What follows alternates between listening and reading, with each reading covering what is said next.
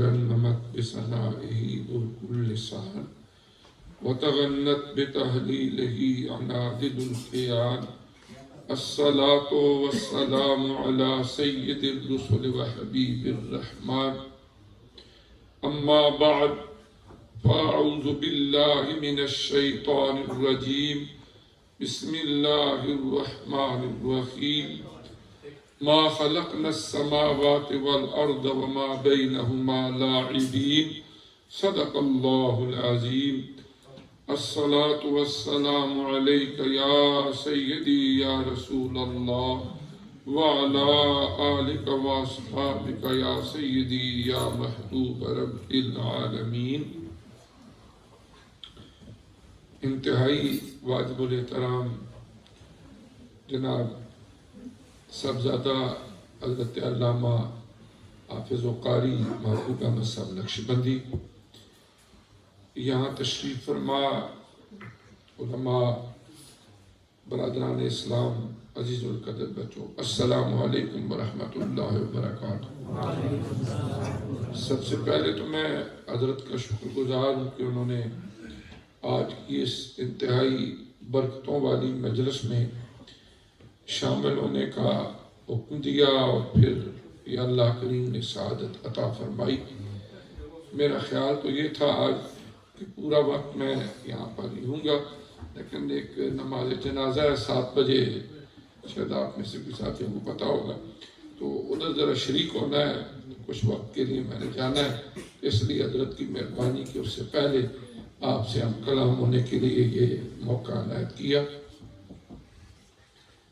قبلہ حضرت علامہ پیر طریقت جناب مولانا مفتی عبد الخالق صاحب مجددی رحمت اللہ تعالیٰ علیہ، ہماری خوش قسمتی ہے کہ جب وہ لوٹن یہاں پر شفٹ ہوئے تو اس کے بعد اسی طرح مجالس میں بھی اور اس کے علاوہ بھی بہت شفقت فرماتے اور ان سے ملاقاتوں کا سلسلہ رہا۔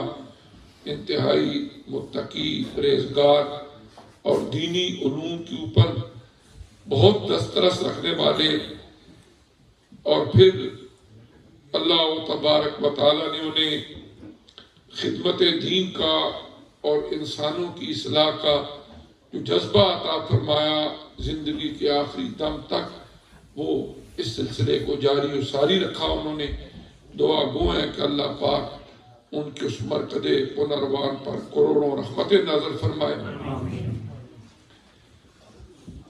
قرآن پاک کی آیت کریمہ آپ کے سامنے تلاوت کی ہے، مختصر سا وقت ہے، سمجھنے سمجھانے کے لیے چند باتیں عرض کرنی ہیں۔ اس بات میں تو کسی کو کبھی شک و شبہ نہیں رہا کہ انسان کی زندگی فانی ہے اور ایک وقت مقررہ پر وہ چاہے یا نہ چاہے وقت آ گیا تو اس نے اللہ کے حضور پیش ہو جانا ہے۔ اب یہ دنیا کی زندگی ہے کیا، اس کا مقصد کیا ہے؟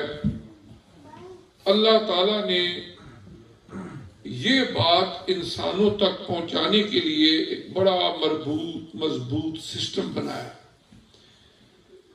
اپروکسیمیٹلی 124,000 اللہ پاک نے نبی بھیجے، کتابیں نازل فرمائیں، صحیفے نازل فرمائے، اس لیے کہ یہ بندے جو تھوڑی دیر کے لیے اس زمین کے اوپر بسنے کے لیے، رہنے کے لیے آتے ہیں، انہیں یہ بھی پتا ہو کہ ہم جب اشرف المخلوقات ہیں تو پھر ہمیں یہاں پر جینے کا ڈھنگ سیکھنا چاہیے اس مالک حقیقی سے جو ہمارے ایک ایک باڈی سیل کو عدم سے وجود عطا کرنے والا ہے۔ اب وہ انبیاء اور رسل تشریف لاتے رہے، انسانوں کو بتاتے رہے تم کون ہو، تم کہاں سے آئے ہو، تم نے کہاں جانا ہے، زندگی کے سفر کا یہ مرحلہ جس سے تم ابھی گزر رہے ہو یہ کیا ہے۔ وہ کسی نے کہا تھا مسافر ہی نظر آیا جو دنیا میں جسے دیکھا اسے آلودہ گرد سفر دیکھا۔ اب یہ سلسلہ چل رہا ہے۔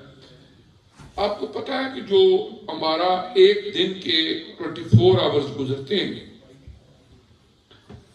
ان 24 آورز میں تقریباً 153,000 لوگوں کی ڈیتھ ہوتی ہے. یہ جو پلانٹ جس کے اوپر ابھی ہم رہ رہے ہیں زمین، اس کے اوپر 8 بلین لوگ اس وقت موجود ہیں. 8 بلین، 8 ارب کی ابھی آبادی ہے اس زمین پر، اور ان میں سے 1 لاکھ تقریباً 53,000 یہ 24 گھنٹے کے اندر فوت ہو جاتے ہیں، اور اس سے کچھ زیادہ پیدا بھی ہو جاتے ہیں. یعنی آپ یہ سمجھے کہ ایک کیو ہے، ہم سارے اس کیو میں لگے ہوئے ہیں، اور اس کیو میں سے ہر روز تقریباً 1.5 لاکھ کے لگ بھگ 153,000 بندے وہ آگے گزر جاتے ہیں. ہم ہر روز کیو میں آگے ہوتے جاتے ہیں. یہ اللہ کی اپنی مرضی ہے، اس نے کسی کو کتنی زندگی دی ہے اور کیو کے اندر اس نے اس کو کہاں کھڑا کیا ہوا ہے. دنیا کے اندر بڑی بڑی ریالٹیز ہیں. اللہ کا وجود ایک ریالٹی ہے، اللہ کے نبی اور رسول ایک حقیقت ہے، قیامت کا برپا ہونا ایک حقیقت ہے. لیکن اس زمین کے اوپر بے شمار انسان ہیں جو ان کو ڈینائی کر دیتے ہیں. وہ کہتے ہیں ہم نہیں مانتے. خدا کے منکر موجود ہیں، نبیوں کے منکر موجود ہیں، آخرت کے منکر موجود ہیں، ایتھیسٹ ہیں. لیکن موت ایک ایسی حقیقت ہے، اس کا منکر کوئی بھی نہیں ہے. یہ بھی ریالٹی ہے لیکن اس کا منکر کوئی نہیں ہے، اس لیے کہ ہر ایک مانتا ہے کہ میں نے مر جانا ہے. لیکن اب تو گھبرا کے یہ کہتے ہیں کہ مر جائیں گے. ارے مر کے بھی چین نہ پایا تو کدھر جائیں گے؟ اصل بات تو یہ ہے کہ زندگی کی ساری سٹیجز میں سے عموماً ہم جب زندگی کی بات کرتے ہیں نا تو ہمارے ہاں یہ ہوتا ہے کہ ڈیٹ آف برتھ سے لے کر ڈیٹ آف ڈیتھ تک جتنی ڈیوریشن ہے دیٹس دا لائف. کتنی عمر تھی جی؟ 60 سال کے تھے، 50 سال کے تھے، 30 سال کے تھے، 80 سال کے تھے، فلاں بندہ فوت ہو گیا. اتنی عمر تھی. لیکن اگر ہم اسلامک پوائنٹ آف ویو سے دیکھیں تو زندگی کی پیمائش کا یہ طریقہ اسلامی نہیں ہے. مثلا تو اسے پیمانہ امروز و فردا سے نہ ناپ، جاویدہ پہ ہم دوا ہر دم جواں ہے زندگی. علامہ اقبال رحمۃ اللہ فرماتے ہیں آج اور کل کہہ کے تو اس زندگی کی پیمائش نہ کر، بلکہ ہمیشہ ہمیشہ جاویدہ ہے، یہ جاری و ساری رہتی ہے. جب ابھی مادی وجود نہیں بنا تھا، صرف عالم ارواح تھا، اللہ فرما رہے تھے الست بربکم، ساری روحیں جواب دے رہی تھی قالوا بلا. وہ بھی زندگی کی ایک حیت تھی. پھر اللہ تعالیٰ نے ماں کے پیٹ کے اندر جو انسانوں کو زندگی عطا کی وہ بھی زندگی کی ایک کیفیت ہے. پھر اس سے آگے اس دنیا کی زندگی میں آ کے جتنا اللہ نے چاہ الی اجل مسمى اس کو مقررہ وقت کے لیے یہاں پر رکھا، یہ بھی زندگی ہے. اور جب روح کف سے انصری سے پرواز کر جاتی ہے پھر بھی کیا ہوتا ہے؟ آیات برزخیہ، آیات اخروی، پھر بھی زندگی رہتی ہے، آیات رہتی ہے، اپنا سفر یہ رات رواں دواں رکھتی ہے. تو یہ انسانی زندگی کا ایک سفر ہے. اس میں جو very very important part of journey ہے وہ ہے دنیا کی زندگی. اس لیے کہ قرآن کی کسی آیت میں اور احادیث مبارکہ میں یہ نہیں ہے کہ جو ہم نے عالم ارواح میں وقت گزارا ہم سے پوچھا جائے گا، یا ماں کے پیٹ میں ایک بچہ تھا اس نے وہاں کیا کیا سوال جواب ہوگا. نہیں، بلکہ بلوغت سے پہلے بھی اللہ نے معاف کیا. اب بلوغت کے بعد اس کے بعد آدمی جب بڑا ہو جاتا ہے وہ رسپانسیبل ہے. اب اللہ تعالیٰ جو بھی وہ بندہ عمل کرتا ہے ایک نظام رکھا، کرامن کاتبین مقرر کیے، ہر قول ہر عمل کو لکھا جاتا ہے اور وہ کتاب کسی کو دائیں ہاتھ میں کسی کو بائیں ہاتھ میں بروز حشر دے دی جائے گی، حساب و کتاب ہوگا. اب کیا ہے کہ ہر چیز لکھی جاتی ہے. اب یہ دنیا کی زندگی کا ایسا اللہ نے نظام رکھا ہے کہ جس کے اندر اللہ تبارک و تعالی نے اس مقصد زندگی سے آگاہ کرنے کے لیے انبیاء و رسل کی ڈیوٹی لگائی، اور جب انسانیت عالم شباب کو پہنچی، آقا نامدار محمد الرسول اللہ صلی اللہ علیہ وسلم تشریف لائے، خاتم النبیین بن کے، اللہ کے آخری نبی اور رسول بن کے اللہ تبارک و تعالی نے اپنا آخری کلام انسانیت کے نام قرآن جو ہے وہ نازل فرما دیا۔ اب اس کے بعد اللہ تعالیٰ نے قیامت تک کی ڈیوٹی صلحاء کی، صوفیاء کی، علماء کی لگائی کہ وہ قیامت تک اس اللہ کے پیارے دین کو اللہ کے بندوں تک پہنچاتے رہیں گے۔ اور میں یہ سمجھتا ہوں کہ خوش قسمت ہوتے ہیں وہ لوگ جو ایسی بابرکت مجالس کے اندر اللہ کی توفیق سے آتے ہیں اور پھر اللہ تعالیٰ کا ذکر کرتے ہیں۔ اللہ تعالیٰ کا ذکر کرنا یہ ہماری زندگی کا مقصد ہے۔ حضرت سفیان ثوری رحمۃ اللہ علیہ تابعین میں سے ایک بڑے بزرگ گزرے، وہ منبر پہ بیٹھتے اور فرمایا کرتے تھے کہ جس وقت میرا اللہ مجھے یاد کرتا ہے، مجھے پتا ہوتا ہے کہ اس وقت اللہ مجھے یاد کر رہا ہے۔ کسی نے پوچھ لیا کہ اس کی کوئی دلیل، کہ آپ کو پتا ہوتا ہے کہ اس وقت اللہ آپ کو یاد کر رہا ہے؟ تو فرمانے لگے کہ اللہ پاک قرآن میں فرماتا ہے لا یخلف المیعاد، اپنے وعدے کے خلاف نہیں کرتا، نمبر 1۔ نمبر 2 فرماتا ہے فاذکرونی اذکرکم، تم مجھے یاد کرو میں تمہیں یاد کروں گا۔ تو لہذا جس وقت میں بیٹھ کے اس رب ذوالجلال کو یاد کر رہا ہوتا ہوں تو وہ وعدے کے خلاف نہیں کرتا، اس وقت وہ مجھے یاد کر رہا ہوتا ہے۔ تو بندہ جب اللہ کو یاد کرتا ہے، اس سے نہ صرف یہ کہ دل کو سکون ملتا ہے، بلکہ اللہ تبارک و تعالی ایمان کو تقویت عطا کرتے ہیں، اور ذکر الہی کی انگنت لاتعداد برکات ہیں، اور انسان کے اندر فکر آخرت پیدا ہوتی ہے، عبادات کے اندر دل لگتا ہے۔ اور جب اللہ کی ضرب اپنے قلب پر ہم لگاتے ہیں اور یہ بندہ ایک روٹین بنا لیتا ہے اللہ کے نام کو یاد کرنا، تو یہی اللہ تبارک و تعالیٰ کا ذکر دنیا میں بھی انسان کو قلبی اطمینان، سکون، اور آخرت کے اندر بھی راحت جان بنتا ہے۔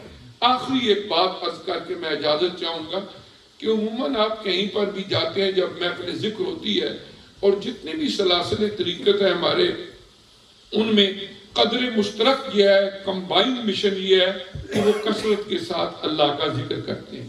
کوئی جار کرے، کوئی سری کرے، خفی کرے، کوئی بھی ذکر ہو، لیکن ایک قدر مشترک یہ ہے کہ تمام سلاسل طریقت کے اندر اللہ کو کثرت سے یاد کرنے کی تلقین کی جاتی ہے۔ اب جتنے بھی سلاسل ہیں ان میں ہوتا ہے لا الہ الا اللہ یا اللہ، کہتے ہیں قلب پہ ضرب لگاؤ۔ اب سوال یہ پیدا ہوتا ہے کہ کانوں کو بھی ضرورت ہے کہ اللہ کے نام کی ضربیں لگیں، آنکھوں کو بھی ضرورت ہے، ہاتھوں کو بھی ضرورت ہے، why only heart؟ دل ہی کیوں؟ ایک سوال ہے۔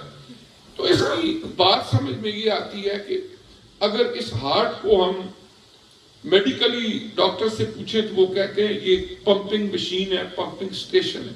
جس طرح ہمارے گھروں کے اندر ریڈیٹرز لگے ہوئے ہیں، ایک پیچھے پمپ ہے، وہاں سے آگے پانی جو ہے وہ آگے آتا ہے، پھر پورے گھر کے اندر گردش کرتا ہے۔ اسی طرح یہاں دل سے آگے پمپ ہو کے پورے وجود کے اندر سرکولیٹ کرتا ہے ہمارا بلڈ۔ اور جس وقت ایک بندہ 5 منٹ 10 منٹ بیٹھ کے اللہ کے پاک نام کی ضرب اپنے دل پہ لگاتا جاتا ہے، وہ خون کا ایک ایک قطرہ جو یہاں سے آگے گزر کے سرکولیٹ ہو رہا ہے، جب آنکھوں تک آتا ہے تو اللہ کے نام کی برکت سے اس میں شرم و حیا آ جاتی ہے، ہاتھوں تک آتا ہے تو ان میں نیکی کی سکت پیدا ہو جاتی ہے، پاؤں تک آتا ہے تو نیکی کی طرف چل کے جانے کا جذبہ پیدا ہو جاتا ہے، دماغ کی نسوں تک جاتا ہے تو سوچ کا دھارا درست ہو جاتا ہے۔ یہ اللہ تعالیٰ کے اس پاک نام کی برکت ہے کہ جب ہم اللہ کے نام کی ضربیں اپنے دل پہ لگاتے ہیں، جو انوارات اور برکات اللہ تعالیٰ نازل فرماتے ہیں ہمارے قلب کے اوپر، وہاں سے جانے والا ایک ایک خون کا قطرہ اس سے منور ہوتا ہے. اور اسی لیے جب آپ ذکر کر کے فارغ ہوتے ہیں کیفیت مختلف ہوتی ہے اور ذکر چھوڑ دینے کی کیفیت مختلف ہوتی ہے. قرآن خود فرماتا ہے وَمَن يَعْشُ عَن ذِكْرِ الرَّحْمَٰنِ نُقَيِّضْ لَهُ شَيْطَانًا وَهُوَ لَهُ قَرِينٌ کہ جو بندہ اللہ کے ذکر سے دور ہٹ جاتا ہے ہم اس کے لیے ایک شیطان مقرر کر دیتے ہیں اور وہ اس کا کلوز فرینڈ بن جاتا ہے. اور اگر کبھی کبھی نا بندے کو ویسے ہی گھبراہٹ سی ہونے لگ جاتی ہے, بندے کو بے سکونی سی فیل ہونی شروع ہو جاتی ہے, وہ سوچے میرے پاس کوئی فائنینشل پرابلم تو نہیں, نو الحمدللہ سب ٹھیک ہے, کوئی گھریلو پرابلم نہیں, کوئی بزنس کی پرابلم نہیں. جب بندہ سب طرف غور کرے تو کہے نہیں, پھر اس کو جب ماہرین نفسیات کے پاس جاتا ہے تو کہتے ہیں دیٹس ان نون فیئر, چونکہ کوئی پتہ ہی کو نہیں کیا وجہ ہے, unknown fear. Islamic point of view سے وہ ان نون فیئر نہیں ہے, that is known fear. And what's that کہ اللہ کے ذکر کو تم نے چھوڑ دیا. آج اللہ کا ذکر کرنا شروع کر دو, اللہ پاک یہاں سکون عطا فرما دیں گے. اللہ بذکر اللہ تطمئن القلوب, آگاہ ہو جاؤ کہ دلوں کا ذکر, دلوں کا اطمینان اللہ کے ذکر سے وابستہ ہے. اللہ پاک تمہیں بھی مجھے بھی سب کو اللہ پاک ذکر کی توفیق دے. جزاکم اللہ خیر.